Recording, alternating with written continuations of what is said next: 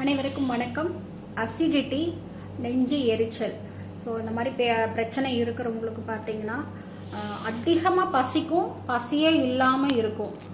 கண்டிப்பாக ஒரு கொஞ்ச நாளாகவே அவங்களுக்கு தூக்கம் கண்டிப்பாக இரவு நேரங்களில் தூங்கவே முடியாது. தூக்கம் கெட்டுட்டே இருப்பாங்க, தூக்கம் வரலை அப்படின்றத சொல்லிகிட்டே இருப்பாங்க. கண்டிப்பாக பார்த்தீங்கன்னா படபடப்பாக பேசுறது, படபடப்பாக இருக்கிறது, இதெல்லாம் அவங்களுக்கு இருந்துகிட்டே இருக்கும். அதிகமாக கோவப்படுறது, அந்த விஷயங்களும் நடந்துட்டு இருக்கும். ஸோ கண்டிப்பாக இவங்களுக்கு பார்த்தீங்கன்னா பித்தப்பையில் கல் உருவாகிறதுக்கு வாய்ப்பு இருக்குது. ஃபேட்டி லிவர் அப்படின்ற ஒரு பிரச்சனையை காட்டிகிட்டு இருக்கு. இதெல்லாம் தான் இதெல்லாம் பாதிப்புக்கு உள்ளாக போகுது அப்படின்றதுக்கு தான் இதெல்லாம் நம்மளுக்கு என்ன பண்ணுவோம்னா இண்டிகேட் பண்ணிகிட்டே இருக்கும். நம்ம அக்குபஞ்சரில் பார்த்தீங்கன்னா பித்தப்பைக்குரிய புள்ளிகளை, கேல்பிளாடருக்குரிய புள்ளிகளை நம்ம செலக்ட் பண்ணி கொடுக்கும்போது படிப்படியாக ஸோ தூக்கம் இல்லாமல் இருக்கிறது, பசி இல்லாமல் இருக்கிறது, பசிக்கிறது, இந்த மாதிரி பிரச்சனைகள் படிப்படியாக குறையிறத பார்க்கலாம். அக்குபஞ்சர் ட்ரை பண்ணி பாருங்கள். தேங்க்யூ. அனைவருக்கும் வணக்கம். ஸோ தலைவலியிலையும் பார்த்தீங்கன்னா மைக்ரைன் தலைவலி.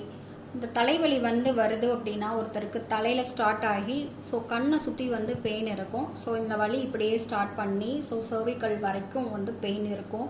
ஸோ இந்த பகுதி ஃபுல்லாமே பெயின் இருக்கும்.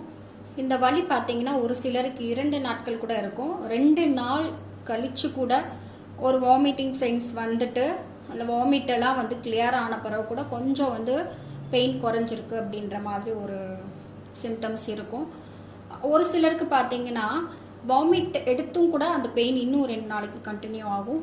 இந்த மாதிரி பிரச்சனை இருக்குன்னா இதுக்கு முக்கிய காரணம் 2 உறுப்பு தான் தலைவலிக்கு.